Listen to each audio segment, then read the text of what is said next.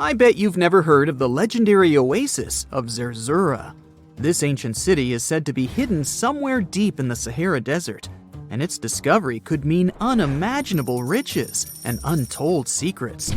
According to an anonymous 15th century Arabic guide, the key to unlocking the city lies in the beak of a bird carved on the city gate. Zerzura might not be as popular as Machu Picchu or the pyramids, but that just makes it more mysterious. Legend has it that Zerzura is built around this big oasis somewhere in the desert west of the Nile. Apparently, it's made out of white stone and has all these luxurious houses and gold decorations. The story goes that a scribe wrote down the account of a traveler who stumbled upon Zerzura while looking for his lost camel. At one point in his journey, the man got caught up in a sandstorm, where he got separated from the rest of his group. The traveler kept wandering in the desert for days, and then, out of nowhere, two men showed up and guided him to the city of Zerzura. The traveler described this city as an oasis filled with little birds and made out of pure white stonework. The city is also said to be guarded by giants. In 1835, an English Egyptologist named John Gardner Wilkinson mentioned the city in one of his books. He spoke to a man from Egypt who found the city by accident after days of wandering through the desert. He mentioned some ruins, unusual stonework, and a large oasis surrounded by palm trees. The man even gave some instructions on how the city could be found, indicating that it might be in the western desert of Egypt. But here's the kicker. Even though a group of explorers went out to find Zerzura, they didn't succeed. At the same time, they did stumble upon a bunch of previously unknown oases. In the early 1900s, numerous expeditions were sent to find the city, including one with a fleet of Ford Model A trucks. But, alas, none were successful. Others say Zerzura did exist at one point, but not anymore. It's possible it was swallowed by the desert. It's believed that back in the day, the Sahara Desert was actually green.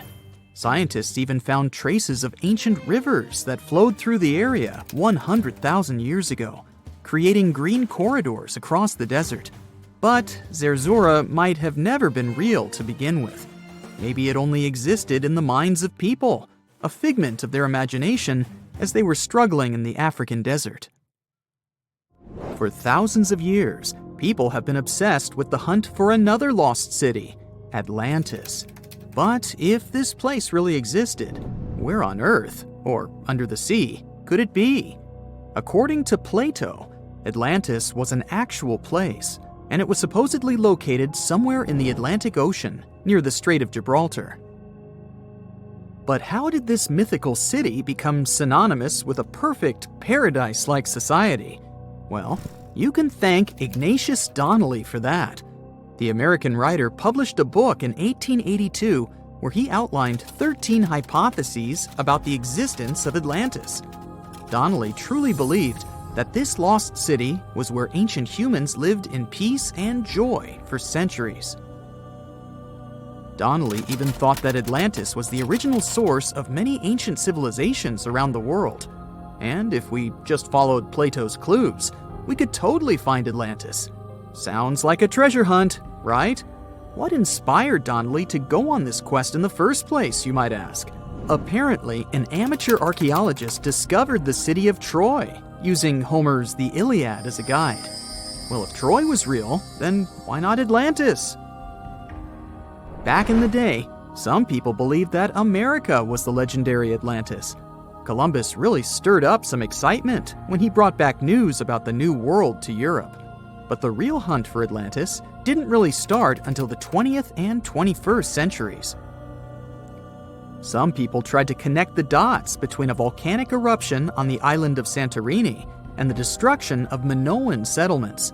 But in 2018, a team of investigators claimed they had nailed it, announcing they had discovered concrete proof that Atlantis had existed. What was their evidence, you ask? A series of mysterious circles in a national park in Spain. But the circles turned out to be nothing more than experimental ponds for studying zooplankton. Let's face it, there's no real evidence that Plato's lost city of Atlantis actually existed. But it doesn't make searching for it any less exciting, does it?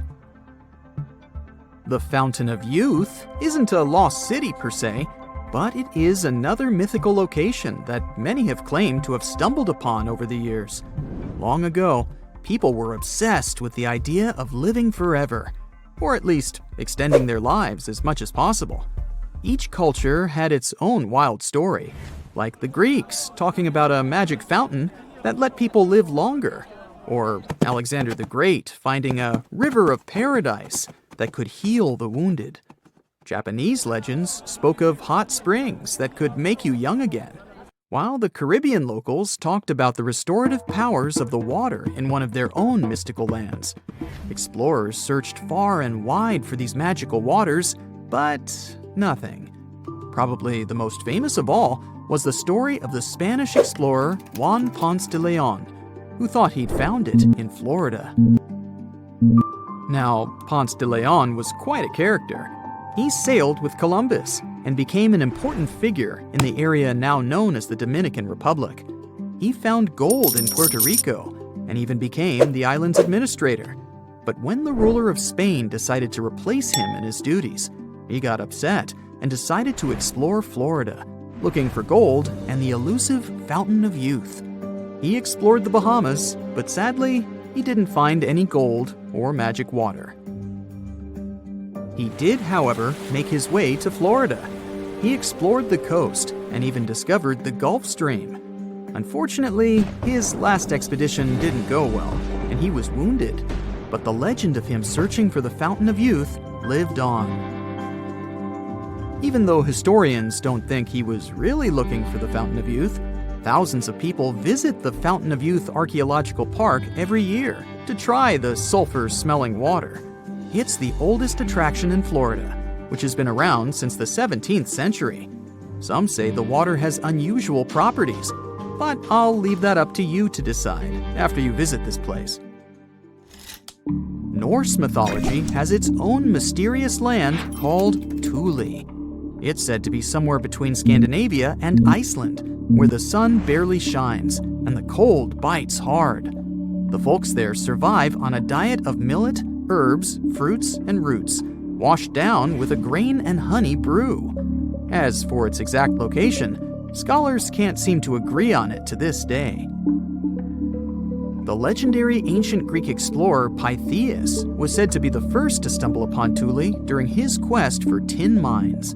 He sailed his way up north, passing by Scotland, and after 6 long days of sailing, he reached Thule.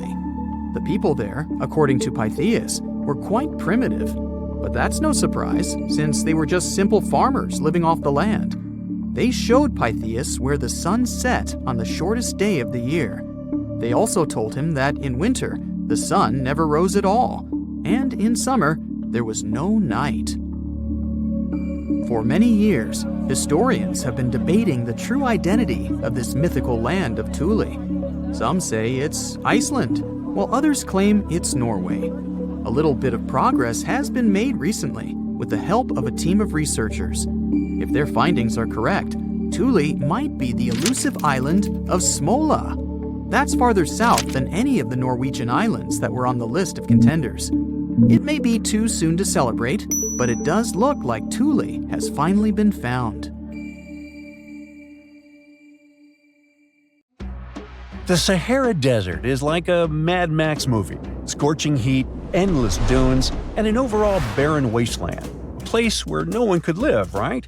Well, forget all you know about it, because 5,000 years ago, the Sahara was a lush paradise of grasslands, lakes, and rivers, and the home of a ghost civilization that vanished without a trace. Our tale begins in the 1930s, when a Hungarian explorer stumbled upon a cave in the middle of the Sahara. Inside, he found something bizarre: ancient rock paintings of people swimming in a lake, surrounded by giraffes, hippos, and crocodiles. At the time, everybody shrugged it off as some symbolic depiction of the afterlife, because, really, who would imagine a lake in the Sahara? Well, fast forward some 70 years later, when a group of archaeologists made a discovery that flipped the script.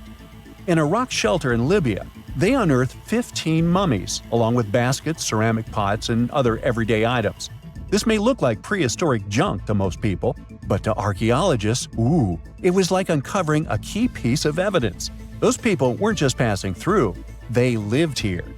You see, those weren't just any mummies. They were some of the oldest naturally mummified humans ever found, dating back over 7,000 years.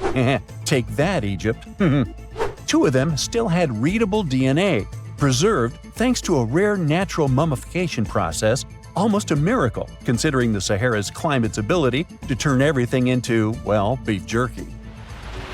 Scientists struggled to understand where those mummies came from for a while, because the mitochondrial DNA they recovered was not helpful at all.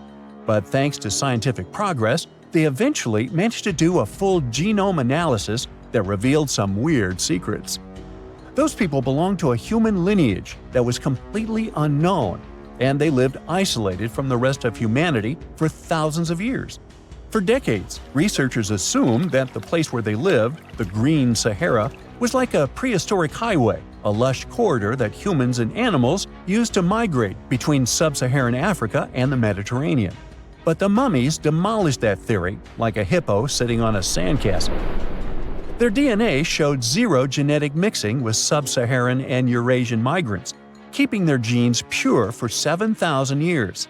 Their closest genetic relatives weren't their neighbors living right below the famous desert, but some ancient hunter-gatherers from Morocco, and even some guys that lived in the Czech Republic, when it wasn't even a country yet, 50,000 years ago. We're not out of the woods yet, because those mummies also carried some teeny-tiny traces of Neanderthal DNA, just 10% of the amount found in modern Eurasians. Now, if you paid attention in school, then you know that Neanderthals lived in Europe and Asia, and early humans only mixed with them after migrating out of Africa. But those Green Sahara folks never left Africa. So how did they get Neanderthal genes? The leading theory is that their ancestors mingled with Neanderthals in North Africa 50,000 years ago before settling in the Sahara and cutting off contact with the outside world.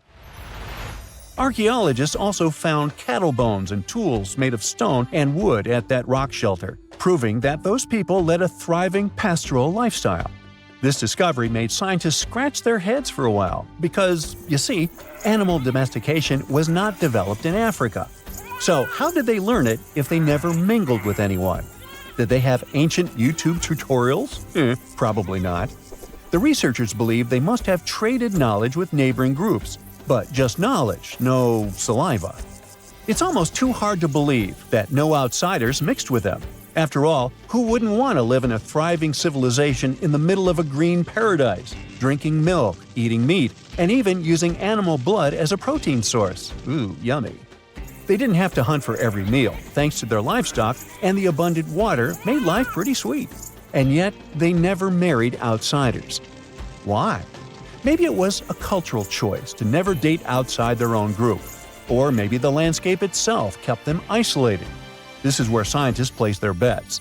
They believe that the dense forests and rivers that existed in the Green Sahara acted like nature's no trespassing sign, creating a geographical barrier that isolates animals, plants, and whole societies.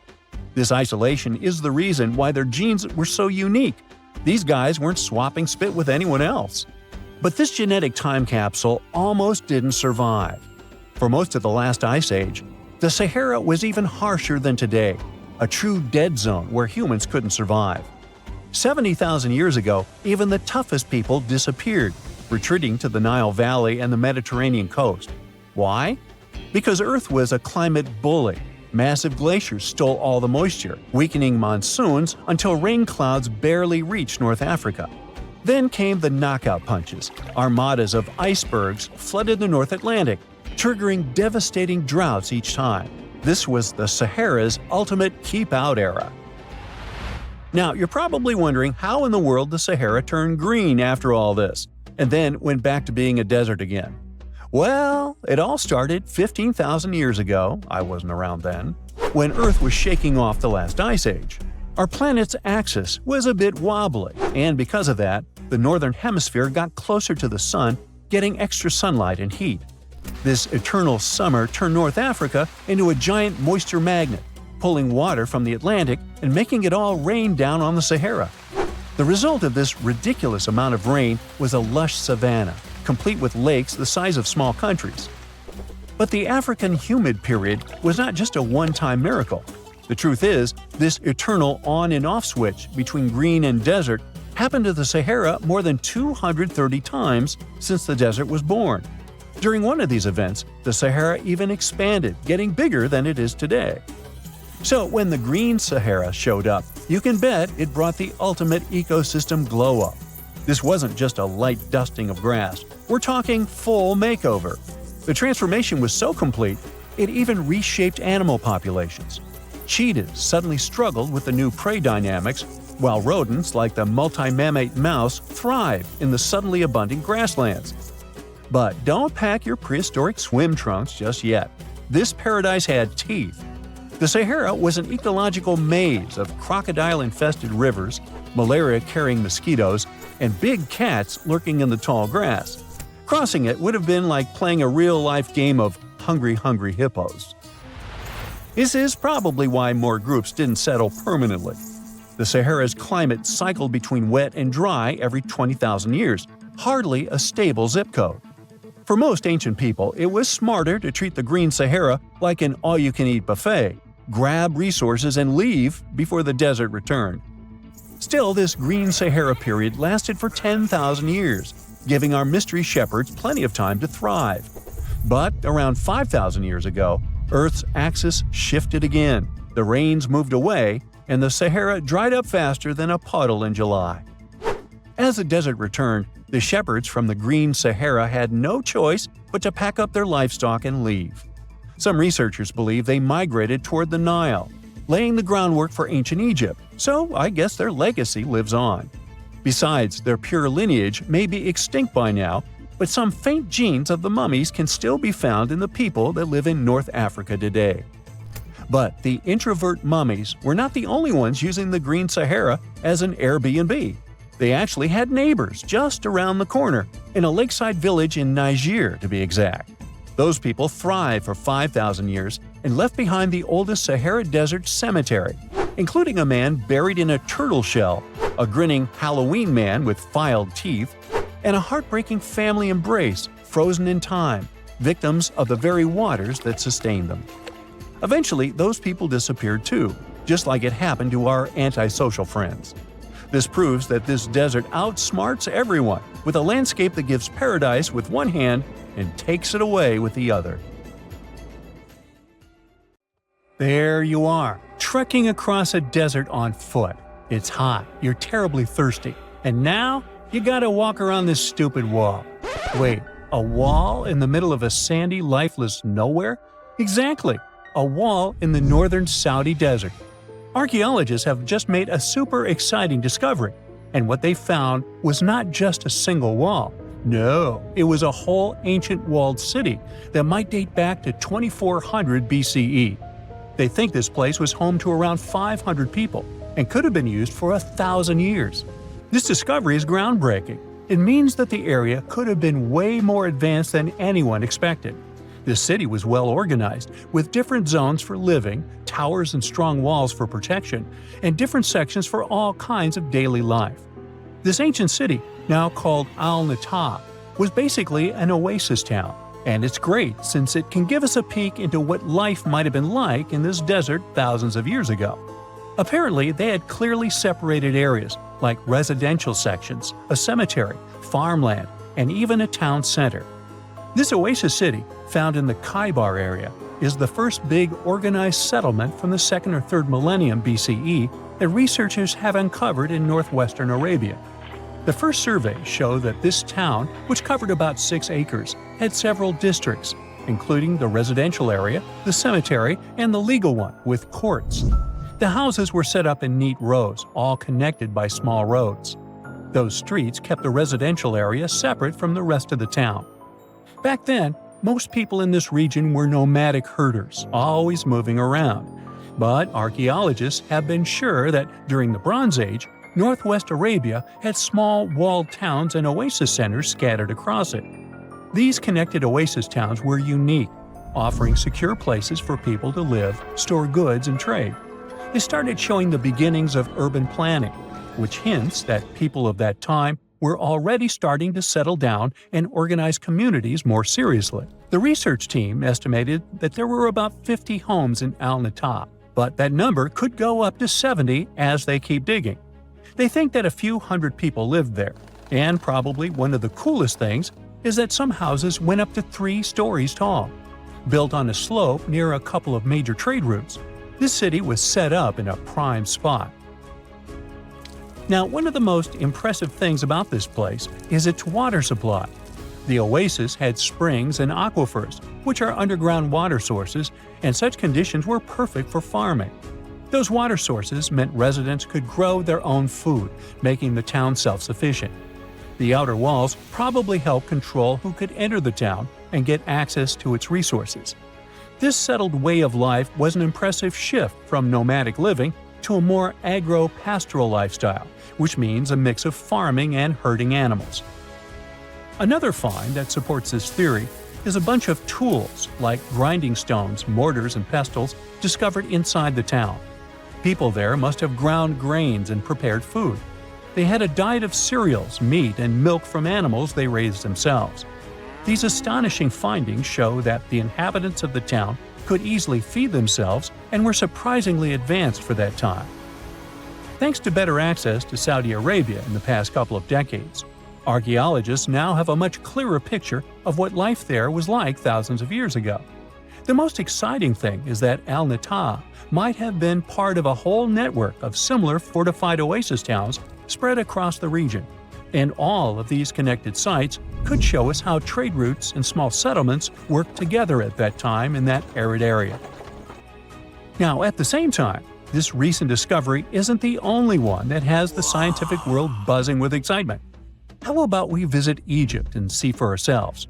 After all, archaeologists have just found a stash of ancient Egyptian and Greek treasure underwater. They were exploring the lost city of Thonis Heraklion off the coast of Egypt, which sank more than 1,000 years ago. This city was legendary, and nobody even knew where it was until it was rediscovered in 2000. Now they're uncovering more and more, and on this dive, they found a pile of gold and silver treasures.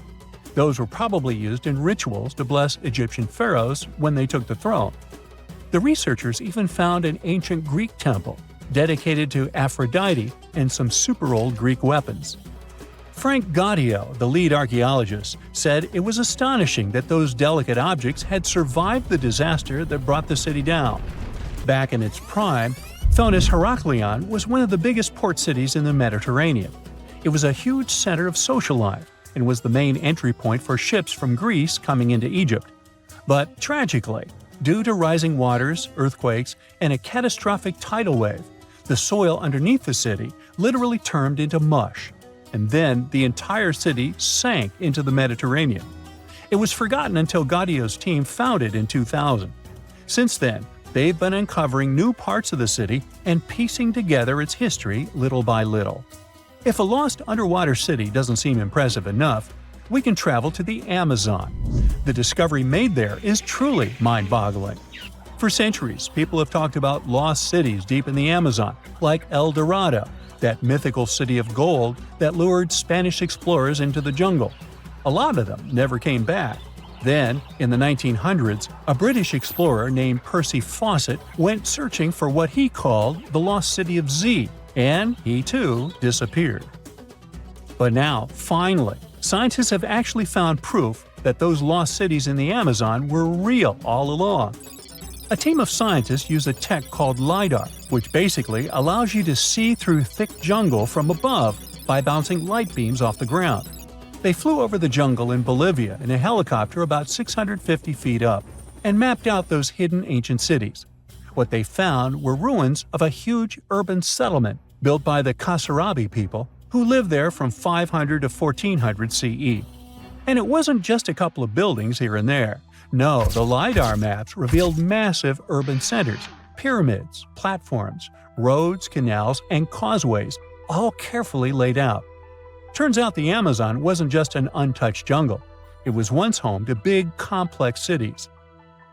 A scientist from the German Archaeological Institute explained that Europeans had long ignored the possibility of ancient Amazonian cities, but the LiDAR maps showed they were wrong. The new maps have revealed 26 sites, including 11 that no one even knew existed. Researchers have discovered two main city sites, Landivar and Kotoka. They had massive moat causeways stretching out like spokes on a wheel, linking the main cities with smaller surrounding settlements. Some of the canals even connected the cities to rivers and a big lake, which allowed water to flow through the area. Over the years, scientists found scattered ruins all over this region, but the thick jungle made it nearly impossible to connect the dots and see if or how they were related. With LiDAR, the whole layout came to life, showing that those sites were part of a much larger, organized urban system. It's now also clear that the sites had a greater meaning, since everything is lined up in a way that could be symbolic of the spiritual beliefs of the inhabitants. The Kasarabi culture isn't as famous as the Maya, but they had a thriving society in an area that faced huge challenges, like yearly flooding. And although the nearby Andes had their own monumental sites, the Kasarabi were doing something absolutely unique. They even had reservoirs to store water, which suggests they might have been dealing with occasional droughts, which is pretty unusual for the Amazon.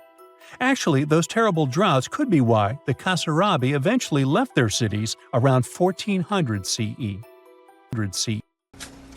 Humans invest a lot of time and money exploring the unknown. First outer space, then the ocean floor. But there's another frontier we're trying to conquer. Scientists call it the deep frontier. I'm talking about how far down to the Earth's core we've made it so far. During the 60s, humans tried digging the deepest man-made hole on Earth. This took us deep into the Arctic Circle. What later became known as the super deep borehole is also the deepest artificial point on Earth, reaching the depth of 40,230 feet. It took 20 years to drill this far into the Earth's crust, and researchers say this is only about 1/3 of the way through to the mantle. Here's a quick anatomy of our planet. If the Earth is like an onion, the crust is like the thick skin of this onion. This part is only 25 miles thick. Beyond this is the 1,800-mile deep mantle. And after that, right at the center of the Earth is the core, which is made up of two layers, inner and outer. Now, can you guess where on the planet the crust is at its thinnest? On the ocean floor. When American scientists understood that, they started drilling holes on the seabed. This gave way to Project Mohole. It began in 1961, but their technology to drill deep holes on the ocean was really bad. They had to improvise. They installed a system of propellers along the sides of their drill ship to keep it steady over the hole. The main challenge was to drill as vertically as possible. Otherwise, that deep hole would look more like a deep maze. Both the Kola Super Deep Borehole project and the Project Mohole came to an official stop in the years that followed. But hey, humans have built some pretty deep stuff underground. In 1963, a Turkish man took a swing with his sledgehammer to improve his basement and discovered a tunnel. That tunnel entrance led to more openings that connected a multitude of halls and chambers. He didn't know it, but he had discovered Deringoyu. This once lost city was up to 18 stories tall and 200 feet deep. The city was large enough to host 20,000 people, and it was simply standing beneath Cappadocia in Turkey the whole time. Cappadocia hosts hundreds of subterranean dwellings. 40 of these underground cities are at least 2 stories high, but none of them are as huge as Deringoyu. There's not a lot of historical accounts of how Deringoyu was born. Some speculate that the oldest part of the complex was dug about 2000 BCE by the Hittites. The Hittites were an Indo-European civilization who formed one of the first major civilizations of the Bronze Age in West Asia. Scholars think they built this underground city to protect themselves from invasion. Others think it was actually the Christians who built the city in the 1st century CE. They speculate that it could have been constructed to protect people from the intense temperature variations, extreme heat in summer and freezing cold in winter. Geographically, the terrain under Cappadocia is great for building. The rocks are soft, which makes tunneling easier. For that same reason, opening large caves underground is fragile. That's why most chambers have pillars that support them. On the bright side, and we are, none of the floors at Deringuyu have ever collapsed. The builders of Deringuyu thought of everything. The city was shut off from the world by huge rocks that hid its entrance. It was ventilated by a total of more than 15,000 shafts, around 10 centimeters wide. This way, they guaranteed enough breathing air in the upper levels in a way that they ended up being used as the living and sleeping quarters. The lower levels of this impressive maze were mainly used for storage. But honestly, they had it all. A room for a wine press, for domestic animals, small religious buildings. They certainly didn't spare any efforts to make that underground city as complete as an above-ground one. Now, speaking of impressive underground stuff, Switzerland has the longest tunnel in the world, built here on the Swiss Alps. This absurdly huge tunnel was built over 8,000 feet below the surface.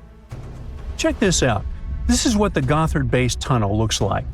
The first idea to build the tunnel was put forward as early as 1947, but construction only officially began in 1999. It took them years to approve the project and then scout for the perfect location. Even so, the 73 different rock types that compose Massif turned the construction into a real challenge. Some of the rocks were as hard as granite, and others were as soft as sandstone. This meant they needed different approaches and equipment so the whole thing wouldn't crumble down. Overall, they had to excavate about 28 million metric tons of rock to make way for the tunnel. There were many other challenges to build that far into the earth. The deeper into the mountain they got, the hotter the temperatures were. Since there's no natural ventilation, temperatures would get as high as 115 degrees Fahrenheit, making it really hard for workers to endure. The tunnel stretches for 35 miles from one end to the other. During the construction, workers had to use 4 massive tunnel boring machines, aka moles, to penetrate through the massif. Each of these moles was around 1,400 feet long. But that was one of the best things they could do, since these machines limit the disturbance to the surrounding ground and help to produce a smooth tunnel wall. You'd never guess that the world's deepest basement belongs to the Sydney Opera House in Australia. The building goes as deep underground as it grows above ground. But this basement isn't just the Opera House's foundation, it's a parking lot. This unique parking garage penetrates 120 feet underground, or 12 stories deep, while most car parks are only 4 or 5 stories deep. But that's not all that makes it unique. You see, if they decided to build a normal rectangular parking space, this would end up eliminating a bunch of possible parking spaces. And since they wanted to maximize the space they had available, they had to come up with some superb structure. First, they opened up a man-made cavern to make that dream possible. Then they had to come up with a design. That's what led to the donut-shaped cavern, or what engineers call a double helix. This design shocked the engineering community for its innovative approach. But hey, it worked. Today, there is space for over 1,000 cars down there, which seems about right for an opera house. Let's wow once again real quick. Some underground structures may take up to an hour to reach. Take this gold mine in South Africa that lies around 2.5 miles below the surface. Yeah, you may think, hey, it's just a couple of miles, why does it take an hour to get there? But the conditions are hard and it's not for the weak. But Milan Ladina, an Ecuadorian runner, even completed a half marathon there, despite temperatures reaching 104 degrees Fahrenheit, high humidity at 80%, and an atmospheric pressure of 1.4, comparable to what divers experience 5 meters under the sea. Yikes. Now, if you were to check out the Sahara from space right now, instead of a barren wasteland, you'd spot a surprising sight: dry land sprinkled with some lakes and rivers in Morocco and Algeria, all thanks to some heavy rains in early September 2024. These aren't oases. This is just the Sahara going back to the factory settings. Believe it or not, eons ago, one of the biggest deserts on Earth was actually a lush paradise full of greenery. Let's first see how the Sahara turned into a desert. During the last ice age, Earth was much colder, and big ice sheets covered a lot of the land. At that time, the Sahara Desert was significantly bigger than it is today, and on our planet there were fewer tropical forests, and the cooler temperatures changed how rain was distributed in the tropics. Now, normally, warm air rises in the tropics, which helps create rain. Since it was colder during the Ice Age, this system got, messed up, and less rain fell in some areas. This caused more dry and desert-like conditions in places that are usually wetter. There was also a lot of dust blowing around in the Sahara Desert, which scientists found in old ocean sediments. But about 12,500 years ago, something surprising happened. The dust levels went way down.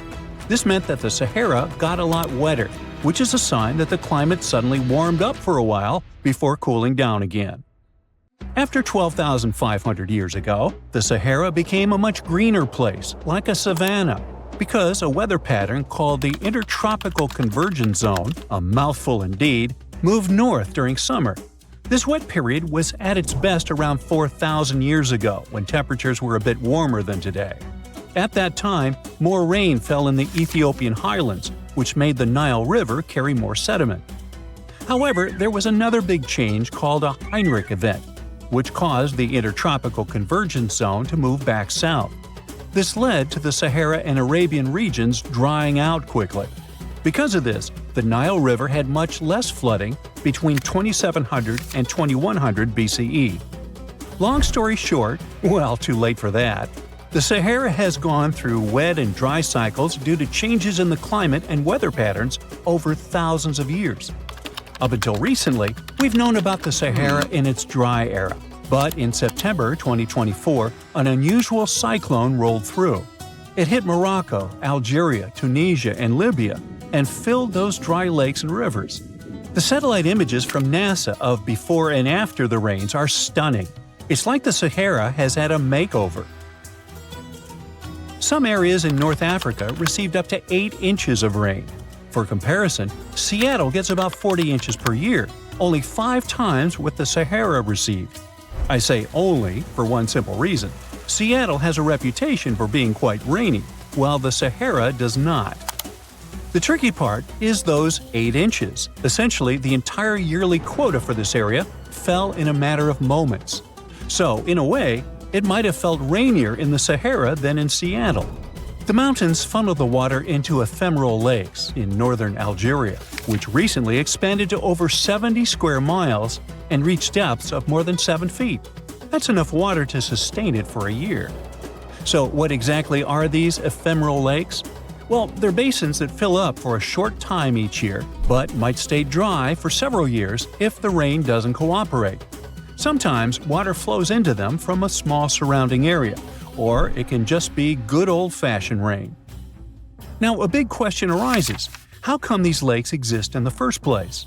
Well, generally they form because there's excess water trapped on the surface. But the soil in the Sahara is incredibly dry. Shouldn't it act like a sponge? It must be thirsting for moisture. Well, think about how eagerly your potted plant drinks up water when you return home from a vacation. However, no matter how parched it is, dry soil can only absorb a limited amount of water, which is often quite small. And just like your potted plant, it doesn't necessarily drink it all. You might simply be overwatering. Or, if you check the saucer below, you could find a mini flood. Another significant factor preventing the soil from absorbing water is the lack of vegetation. Under normal conditions, trees, shrubs, and various plants help retain moisture. In the desert, however, it's nearly impossible. There may be a few palm trees, but that's about it. This also explains the formation of those temporary lakes. Precipitation that isn't held by plants accumulates in low-lying valleys and depressions, creating these fleeting bodies of water. These lakes may only last for a limited time.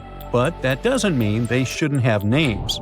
For instance, the beautiful lake adorned with swaying palms that you see is called Lake Yasmina, located in the oasis town of Merzoga.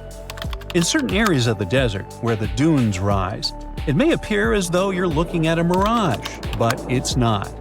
The sand dunes are partially covered by water. Remember how I mentioned 8 inches? Well, that's not entirely accurate for some regions.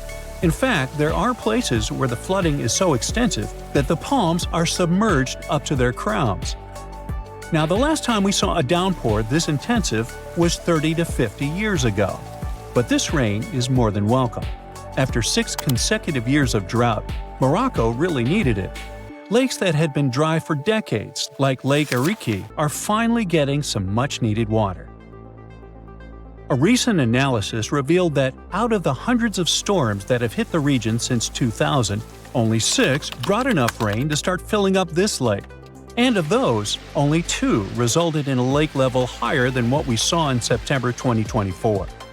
So while this torrential rain seems like a blessing, the big question is, will it last? The answer is yes. When humid air from near the equator meets the hot, dry air from the north, the Sahara Desert tends to get more rain.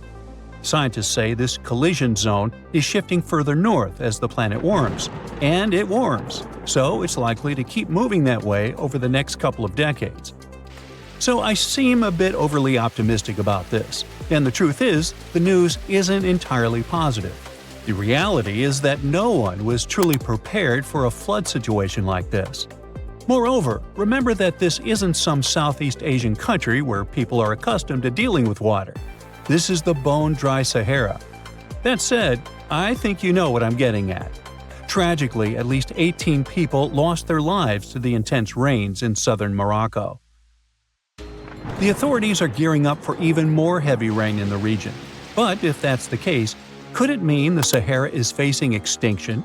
And what would that even mean for us? It might sound a bit strange, but our planet actually relies on deserts, and the Sahara is no different. At first glance, it may seem like a barren wasteland, and it's nothing to write home about. But deserts play a crucial role in our ecosystem. They act as major carbon storage sites and are considered net carbon sinks, with the Sahara alone holding an estimated 1 trillion metric tons of carbon. In the fight against climate change, these existing deserts are like a buffer, helping to keep the temperatures within acceptable levels. Yeah, deserts are scorching hot, but they act as the world's air conditioning. Plus, desert sands are an unexpected source of nutrients for lush areas like tropical rainforests. Believe it or not, scientists have found that the sand particles from the Sahara have a hand in nurturing the Amazon rainforest. These particles travel across the Atlantic Ocean, riding the winds all the way to South America, where they enrich the soil in the Amazon basin. Without the Sahara, experts believe the Amazon rainforest could face serious collapse. Now, let's assume that another species, whether humanoid or dolphin-like, could have existed millions of years ago. How do we find their traces? There was a Doctor Who episode about a non-human industrial civilization on Earth that existed long before us. These reptiles, called Silurians, were forced deep underground by a catastrophic rise of temperatures on Earth, and there they thrived for centuries. That inspired scientists to create the so-called Silurian hypothesis. If there was an advanced civilization before us, we should find their traces somewhere. Well, let's try. Climatologist Gavin Schmidt and astrophysicist Adam Frank decided to dive into this themselves. Like us, any technologically advanced civilization would be hungry for energy. So they looked for global effects that would leave a widespread mark. For example, hints of large-scale industrial processes, like plants and factories, and their leftovers.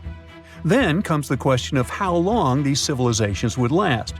If they existed for a long time, we should look for long-lasting signs, like residues from burning fossil fuels, mass extinctions, synthetic chemicals not found in nature, and even traces of nuclear fission. Basically, we should search for the same kinds of things that humans are currently leaving behind as evidence of our activities. Unfortunately, this evidence isn't that easy to find. Let's imagine an unsettling scenario if humanity suddenly disappeared. Even though it seems like we've left a lot of changes on our planet, the future civilization millions of years from now would struggle to find any remnants of our existence. Why? Well, our planet has existed for 4.5 billion years. Complex life on Earth has existed for more than 400 million years. Compared to that, our industrial period only lasted around 300 years, and we haven't left any significant traces. Our record of Earth's history is full of gaps, especially the further back you look. The fossil record captures only some things, being very selective and incomplete. On average, one fossil emerges every 10,000 years, and dinosaur footprints are even rarer. Mountains rise, oceans change, and plate tectonics can easily wipe out evidence of entire civilizations. After a couple of million years, chances are any physical signs of a civilization would disappear. In order to find at least something, we have to look for things like odd sediment patterns or unusual isotopic ratios. Also, fossils mostly form in water, leaving us in the dark about creatures on land or in the jungles. So even if there was a technologically advanced society millions of years in the past, and even if they were far more advanced than us, we might struggle to find any clues of its existence. Frank and Schmidt try to understand how we could ever hope to spot signs of them. Discovering actual cities would be the ultimate proof of a Silurian-style civilization on Earth. But Adam Frank isn't too optimistic. Even now, our cities cover less than 3% of the surface, making it easy to miss ancient city ruins. Whether a city survives over tens of millions of years depends on whether the land around it is sinking, getting locked into a rock, or rising, getting worn away by rain and wind. So, places like the French Quarter in New Orleans might have a better shot of making it into the geologic record than, say, Haight-Ashbury in San Francisco. When it comes to finding artifacts, the odds are pretty slim as well. No prehistoric iPhone would survive millions of years, fancy glass or not. Finding their fossilized remnants might be a bit more promising, but it's still tricky. Considering modern humans have only been around for about 100,000 years, it's quite possible that we might overlook any traces of an earlier advanced species. There is one thing, though. We could stumble upon their traces in rocks. Our current chaotic era might leave a distinct mark on the Earth's geological history, especially since we're basically experiencing PTM 2.0. I'll get to that in a moment. So they try to look at the changes in the carbon cycle. Humans have been releasing a lot of fossil carbon since the 18th century. This leaves a special mark in the carbon isotope ratio, like a signature that shows the difference between carbon in living things, such as seashells, and carbon in lifeless volcanic rock. Scientists also look for signs in the way sediments are arranged. Large coastal deltas might mean that there were bigger rivers made by folks in this hypothetical civilization. Traces of nitrogen could suggest big-scale farming, where they used a lot of fertilizer. Spikes in metal levels in the sediment could mean runoff from heavy industries. Of course, a single find like that wouldn't tell us anything. Schmidt says the key is to look for multiple signs together. Without clear artifacts, the uniqueness of an event might show in various clues rather than a set of changes linked to a single cause. On a quest for Silurian-style clues, scientists even decided to check the Moon. Some astronomers find it surprising that no one has looked into this before. They even joked about the possibility of dinosaurs building rockets and leaving traces on the Moon or other celestial bodies. These astronomers think that Earth-like planets tend to erase signs of civilizations on their surfaces. So they're exploring the wild notion that these beings might have been space travelers. In that case, remnants of their technology, known as technosignatures, could be lurking not only on our Moon, but also on asteroids, or even buried on Mars. There they might endure for millions or even billions of years. Unfortunately, so far, despite digging into the past 380 million years and examining all suspicious events, the researchers haven't found a clear match for a technological civilization. They don't give up, though. Frank calls for more investigation. For example, we could study how modern industrial chemicals stick around in ocean sediments. This, he believes, could help us identify similar chemical traces in the Earth's history. If there are no traces, why do we even bother to find something like that? This research is based on Schmidt and Frank's recent papers. They were delving into the Anthropocene. It's the proposed epoch, dominated by human activities on Earth. It's full of these things called hyperthermals. They're prehistoric events when temperatures on Earth sharply increased over a relatively short time. They're like extreme heat waves from the past. A great example of this is the Paleocene-Eocene thermal maximum, or PETM for short. It happened around 55.5 million years ago and saw a rapid rise in global temperatures.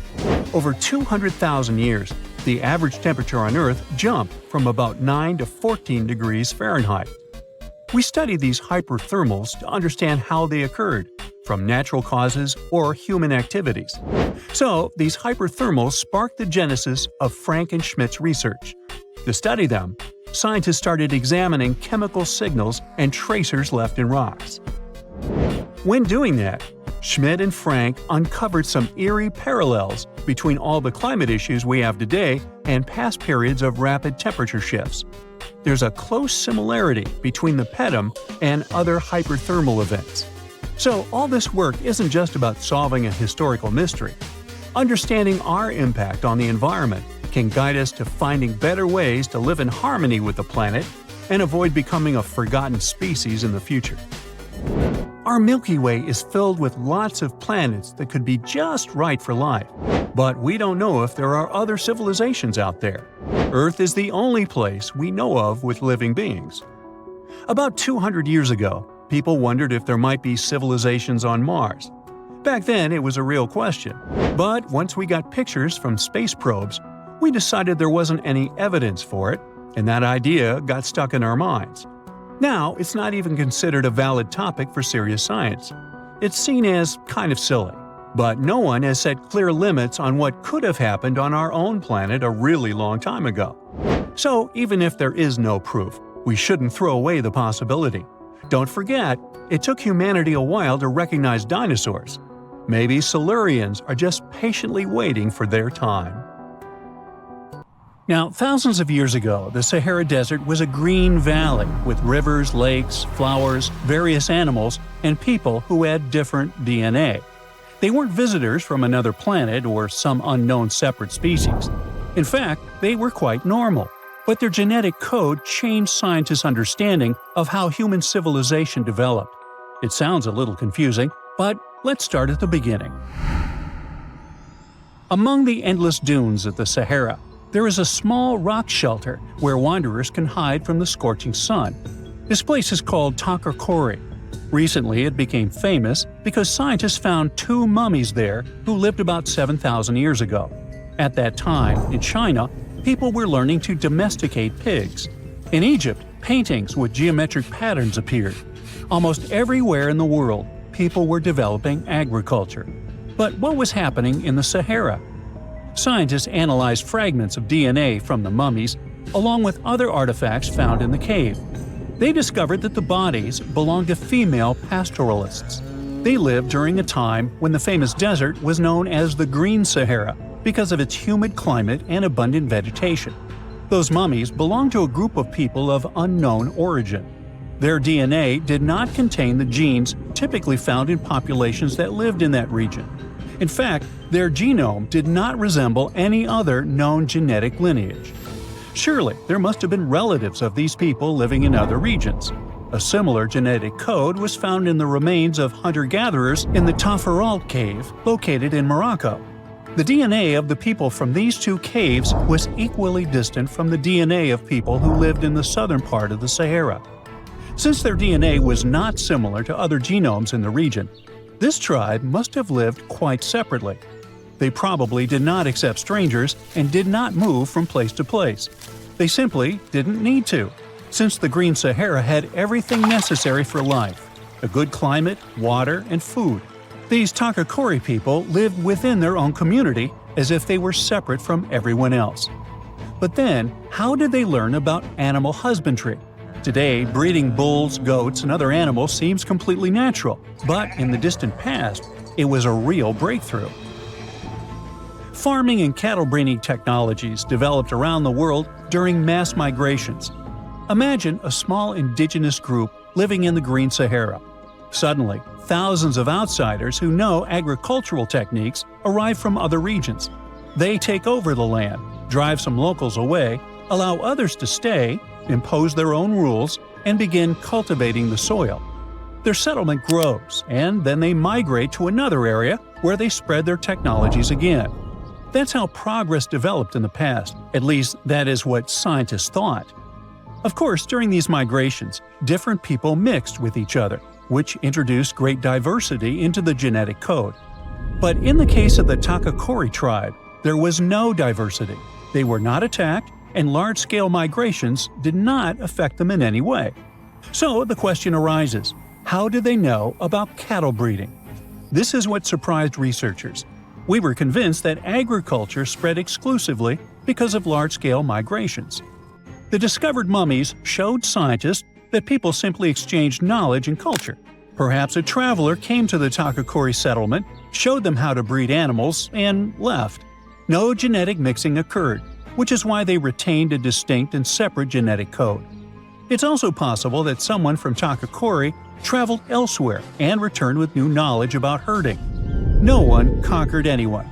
No one imposed their knowledge or rules. In other words, they did what modern people do. They shared experience and knowledge. This small detail in the genome of the two mummies shows that the ancient world may not have been as cruel and harsh as we once imagined. In a sense, the genetic material inside those mummies tells the story of how the technological and cultural development of humankind has changed over time. But there's also the reverse situation, when the development and progress of human civilization shape our genome. What? It sounds strange. Do microwave ovens affect our DNA or something like that? No, it's much bigger than that.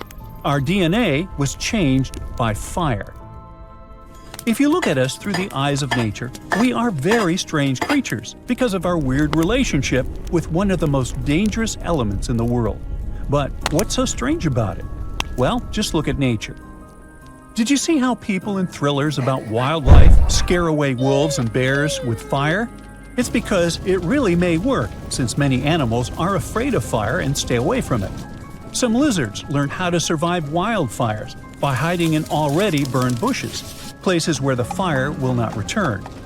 Evolution has made nearly all living creatures avoid fire, but not humans. We're the only species on the planet that does not run from fire but uses it. No other animals live under a constant risk of burns. Evolution was not prepared for this and had to rapidly adjust our genes to match our behavior. The technology of controlling fire is one of the oldest in the world. We used it to keep warm in cold climates, cook food, produce metal and ceramic objects, build homes, and conquer territories. We put hot food into our mouths and drink hot tea. We're the only creatures on the planet that voluntarily put a potentially dangerous source of heat into our mouths. And this has been happening for thousands of years. Fire is still an essential tool, and all this time, we've been getting burned. No other species on Earth experiences anything close to the number of fire-related damages that humans do. And it's not just about our past. Even today, we interact with burning gas stoves, red-hot car radiators, and boiling water in kettles and saucepans. What about risky equipment in factories? The danger has not disappeared. Surely every person has had a small accident with something extremely hot. I know I have. As a result, through evolution, we developed a unique genome unlike that of any other living being. When we touch something hot and our body begins to heal the damaged part, it feels like a natural ability. But this healing depends on specific genetic mechanisms. Without them, even a small accident could cause serious problems. The development of these genetic adaptations was a complex and lengthy process, since changes in DNA do not happen quickly. While humanity was adapting to fire, intense natural selection was taking place. Some scientists even suggest that we are descendants of those who recovered from burns more quickly than others. Of course, mammals also have adaptations related to fire. Scientists studying primate DNA discovered a set of 94 genes that activate in response to burns. So, what makes us different? In humans, some of these genes evolved much faster and became far more effective at healing and fighting bacteria. So, does it turn out that we have a superpower we never realized we had? Yes, but there's bad news. The same immune response that allows us to heal quickly from burns can also cause serious problems. How is that possible? Well, instead of using examples with real people, let us imagine a mannequin with the same fire-related adaptations as a human. When the mannequin receives a small burn, say from a hot radiator under a car hood, its immune system quickly triggers inflammation, during which immune cells neutralize the damage. It is an aggressive healing strategy, but it works. However, if the mannequin gets a large area burn, that same defense becomes dangerous. The immune system uses the same tactic for major burns as it does for minor ones, creating massive inflammation that can be life-threatening. Why is that? Because evolution developed protection against small incidents around a campfire, but not against massive fires. Interestingly, how do scientists explain our craving for extreme sports and adrenaline? What does our DNA say about this? Well, it's a whole new story.